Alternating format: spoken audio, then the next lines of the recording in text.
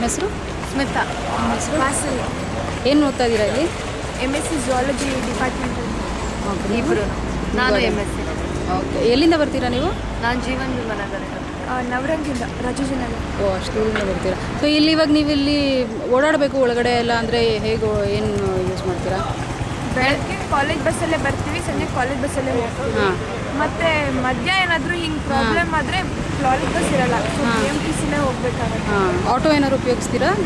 ಅಂದರೆ ಇಲ್ಲಿ ಓಡಾಡೋಕೆ ಆಟೋದಲ್ಲಿ ಹೆದರಿಕೆ, ಯಾಕಂದರೆ ಒಬ್ಬೊಬ್ಬರಾಗಿ ಕಾಡ್ ಮಧ್ಯದಲ್ಲಿ ಎಲ್ಲ ಒಂದ್ಸತಿ ಹೆದರಿಕೆ ಆಗುತ್ತೆ ಹೆಣ್ಮಕ್ಳೆಲ್ಲ. ಸೊ ಫ್ರೆಂಡ್ಸ್ ಇದ್ದರೆ 3-4 ಜನ ಇಲ್ಲಿಂದ ಆಟೋದಲ್ಲಿ ಮೇನ್ ರೋಡಲ್ಲಿ ಹಿಡಿದು ಅಲ್ಲಿಂದ ಬಸ್ ಹತ್ಕೊಂಡು ಹೋಗ್ತೀವಿ. ಇಲ್ಲ ಅಂದರೆ ಯಾರ್ದಾರು ಫ್ರೆಂಡ್ಸ್ ಗಾಡೀಲಿ ಹೋಗ್ತೀವಿ, ಬಟ್ ಅವ್ರಿಗೂ ದಿನ ಕೇಳಬೇಕು. ಅವ್ರ ಹತ್ರ ಮನೆ ಇರೋರು ಮಾತ್ರ ಗಾಡಿ ತಗೋತಾರೆ. ಅದು ಪ್ರಾಬ್ಲಮ್.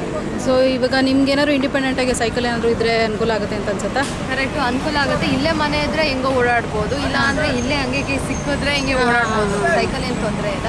ನಥಿಂಗ್ ಇಸ್ ಇಲ್ಲಿಂದ ಅಲ್ಲಿ ಅಂದರೆ ಅಲ್ಲಿಂದ ಇಲ್ಲಿಗೆ ಸೈಕಲಲ್ಲಿ ಬರೋದು. ಹಾಂ, ಅದು ಈಗ ಸಪೋಸ್ ಇವಾಗ ಬಸ್ ಸ್ಟಾಪ್ನಲ್ಲಿ ಬಿಟ್ಬಿಟ್ಟು ಅಲ್ಲಿಂದ ಬಸ್ ಇಟ್ಕೊಂಡು ಹೋಗೋದು ಆ ಥರ ಎಲ್ಲ ಏನಾದರೂ ಇದ್ದರೆ ವ್ಯವಸ್ಥೆ ಇದ್ದರೆ ಎಲ್ಲ ಅನುಕೂಲನೇ ಆಗುತ್ತೆ. Thank you.